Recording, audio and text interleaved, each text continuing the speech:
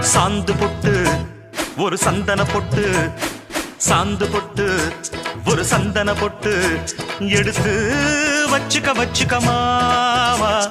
பூ முடிச்சு ஒரு சேலைய கட்டு, இனி நீ வெட்டிய கட்டிக்கலாமா. கம்பெடுத்தா சொல்லி அடிப்பேன், ஜல்லி காளையை போல் துள்ளி குதிப்பேன், ஒரு பம்பரமா சுத்தி அடிப்பேன்.